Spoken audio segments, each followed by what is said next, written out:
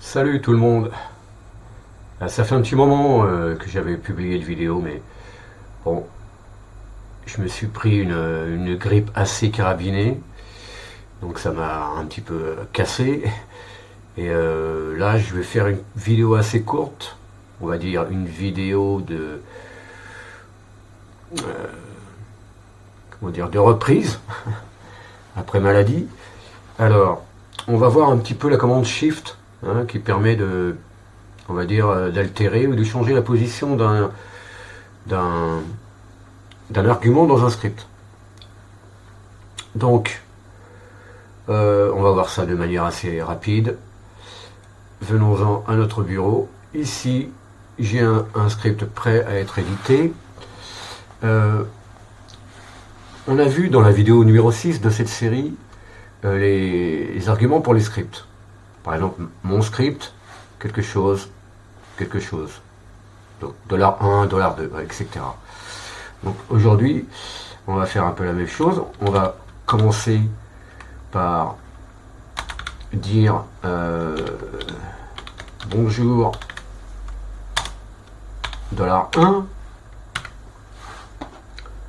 Donc si j'exécute le script avec un argument, pardon,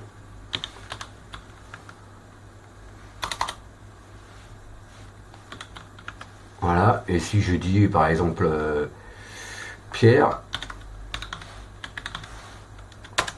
bonjour Pierre, il me dit, d'accord. Maintenant, je pourrais très bien mettre un deuxième argument, mais j'ai toujours Pierre, puisqu'il y a deux arguments ici, mais en fait, le script ne va chercher que $1. Donc je vais être obligé, par exemple, de faire $2. Et là, j'aurai les deux.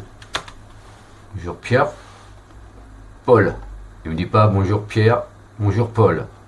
Parce que je suis pas dans une boucle, donc ce que fait Echo, bah, il met tout sur la même ligne. D'accord. Donc effectivement, il faudrait qu'on fasse comme ça. Et puis là, on aurait la bonne chose. Bonjour Pierre, bonjour Paul. Bah, pareil avec le 3, etc. On pourrait faire... bon, évidemment, on peut faire Paul. Et puis... ici, on peut mettre... si on veut mettre... voilà, ça notre $2. Si on le met entre guillemets, comme ça, eh bien, c'est préservé après comme étant $2. Hein. Même s'il y a deux noms. Même s'il y a deux... ouais, s'il y a deux noms, c'est considéré comme un seul. Ok. Bon, maintenant, on va voir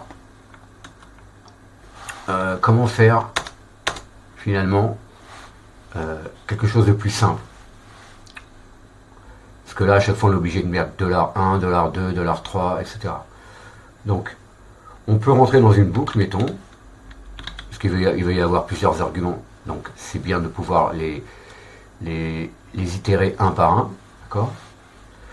Donc, on va dire, tant qu'on a des arguments, donc ici, voilà, c'est ce que ça veut dire, hein, le dollar signe dièse, ça veut dire argument. Donc, tant qu'il y a des arguments, qu'est-ce qu'on va faire?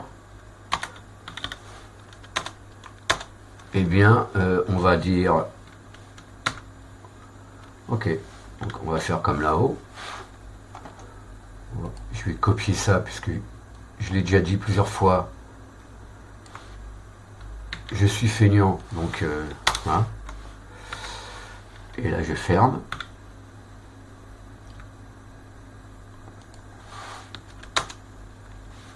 Et maintenant, on va mettre la commande Shift, ce qui va nous permettre, que va faire la commande Shift? Elle va déplacer, une fois qu'elle aura fait le $1, elle va déplacer le $2 à la position de 1,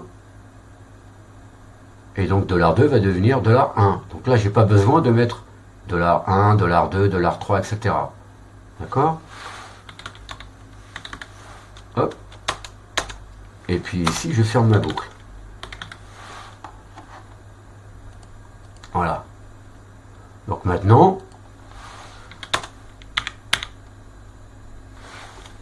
et je pourrais même faire comme ça. Bonjour Pierre, bonjour Paul, bonjour Durand. Donc on a vu, voilà. Shift déplace vers la gauche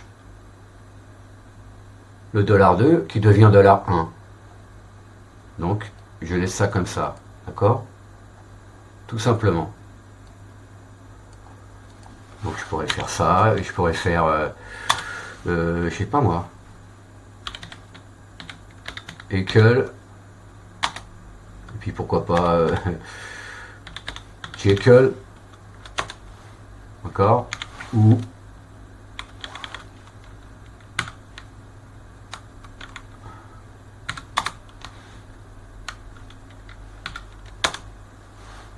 Equal et Jekyll.